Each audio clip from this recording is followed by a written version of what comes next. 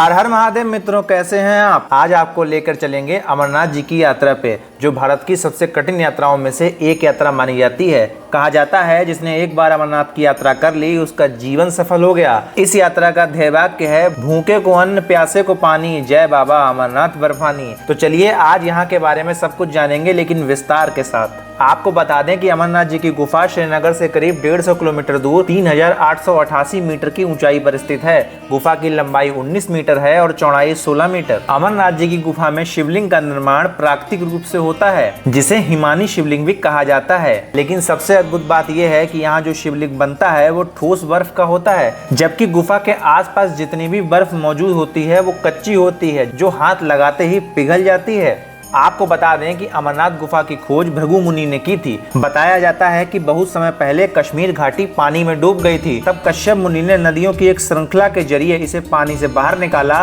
तब भृगु मुनि ही पहले व्यक्ति थे जिन्होंने अमरनाथ की गुफा में दर्शन किए थे, और इसी गुफा में भगवान शंकर ने माता पार्वती को अमर होने की कहानी सुनाई थी।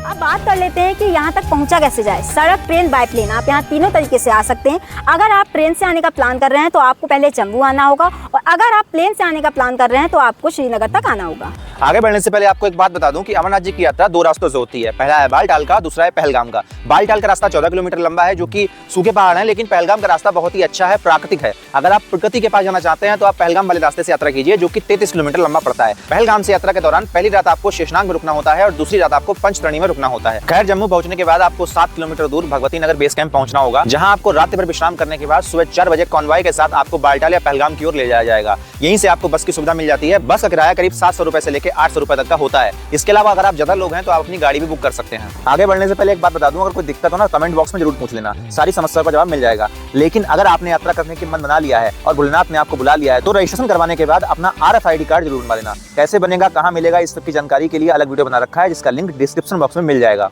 तो चलो अब यात्रा का रोड मैप जान लेते हैं। तो अगर आप बालटाल पहुंच गए हैं तो रुकने की आपको सुविधा आराम से मिल जाएगी। आपको टेंट मिल जाएंगे और आपको भंडारे में भी आराम से रुकने की सुविधा मिल जाएगी। आपको बता दें कि आपको करीब 15 किलोमीटर की ट्रैकिंग करनी होगी, लेकिन अगर आप चाहते हैं आप एक ही दिन में दर्शन कर लें तो उसके लिए आपको सुबह जल्दी उठ के जाना होगा, करीब 5-6 बजे तक, और शाम को आज 6-7 बजे तक दर्शन करके वापस भी आ सकते हैं। तो वहीं अगर आप पहलगाम से यात्रा कर रहे हैं तो आपको एक रात बेस कैंप में रुकना होगा। दूसरे दिन आपको पहलगाम से चंदनबाड़ी तक का जो आपका 16 किलोमीटर का सफर है वो आपको टैक्सी द्वारा तय करना होगा।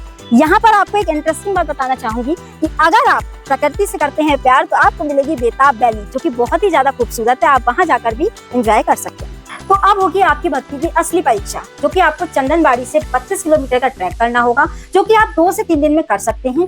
पहले दिन आपको शेषनाग तक जाना होगा, दूसरे दिन पंचतारणी, और तीसरे दिन आपको होंगे बाबा के दर्शन, जिनको करने के बाद आपकी पूरी थकान दूर हो जाएगी। अगर आप पैदल यात्रा नहीं कर सकते तो आपको पहलगाम और बालटाल दोनों ही जगहों से हेलीकॉप्टर की सुविधा मिल जाती है। आपको एक और बात बता दें, पहलगाम और बालटाल दोनों ही तरफ के जो हेलीकॉप्टर है वो आपको पंचतारणी तक ही ले जाएंगे। उसके बाद जो 6 किलोमीटर की यात्रा है वो आपको पैदल या फिर पालकी या खच्चर के द्वारा तय करनी होगी। लेकिन अगर आप भोलेनाथ के सच्चे भक्त हैं तो आपसे निवेदन है कि आप इस यात्रा को पैदल ही तय करें, क्योंकि आपका जितना भी पुण्य होगा वो पालकी या खच्चर वालों को मिल जाएगा। तो आप कोशिश करिए कि पैदल यात्रा करें।